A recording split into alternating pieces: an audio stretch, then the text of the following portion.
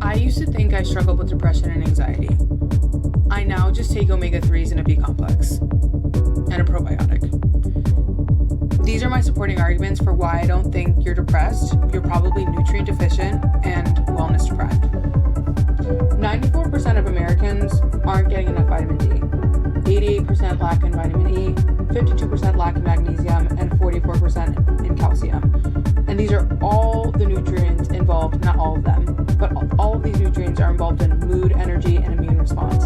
I'm gonna break this down because this is how I've literally felt the changes from the inside out, and now I see it in my skin. So when I speak, I'm gonna speak from my experience, only what's helped me. I am not a physician, I'm not a healthcare practitioner. This is just what's helped me. So we're gonna go hydration, supplements and nutrients, and then food. Okay, so for hydration, I drink coconut water, 40 milligrams of calcium, 646 milligrams of potassium, 59 milligrams of vitamin C, 33 milligrams of phosphorus, and 26 milligrams of magnesium.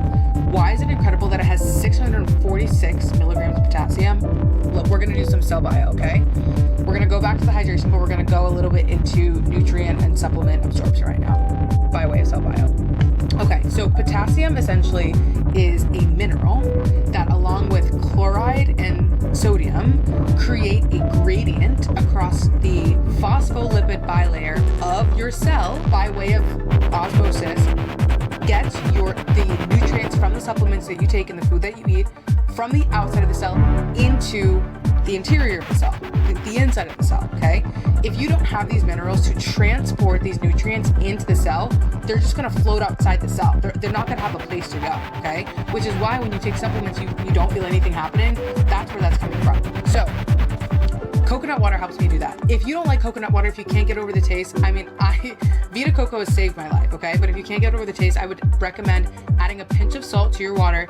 It helps. I also, before I started drinking coconut water, I haven't been drinking water plain in months, okay? I started adding lion's mane to my water. This doesn't technically help with hydration, but lion's mane helps with essentially brain function, nerve growth. It has, what I took it was because it has gut healing properties. It has anti-inflammatory, antioxidant, and probiotic properties that help with gut fortification, which the gut is also the place in where you are absorbing all these nutrients. So if your gut isn't fully integral and essentially working properly, you're also not going to get those nutrients that you need, which leads me into kind of like my morning. So I drink coconut water first thing in the morning, okay? I have never felt so alive when I wake up in the morning. I didn't realize how much I struggled with dehydration until I started drinking coconut water. It's the only thing I drink in the mornings. I wake up, I drink this, and now I know what I'm doing is I'm priming my cells to be able to intake the nutrients that after the 15 minutes after I drink my coconut water, I will take L-glutamine. I take this because I suffer from essentially my gut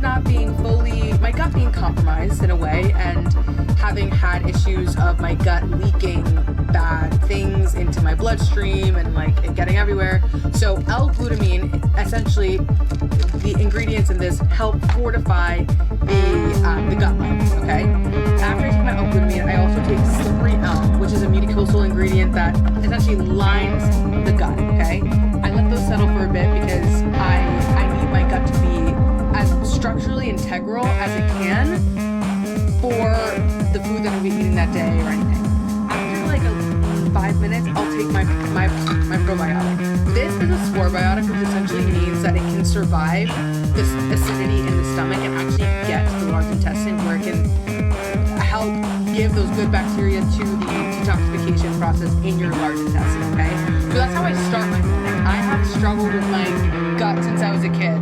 Since I was a baby. Like, my mom had to buy me special formula when I was a baby because I couldn't naturally digest. So I've been a gut issue girly for a long period of time. Okay.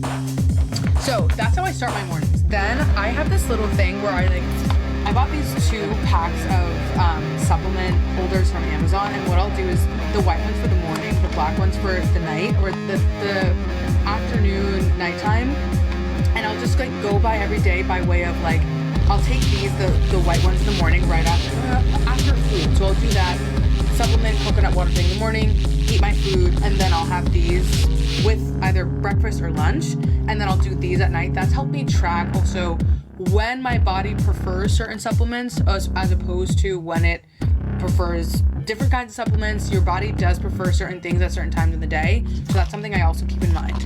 Okay, so we talked about hydration and we talked about supplement and nutrient uptake. Now we're going to talk about food intolerance and just food tolerance in general, because if you can do all these things and have your hydration and your supplements, but if you're still if your body still feels attacked by the food you're eating, you're still not getting anywhere.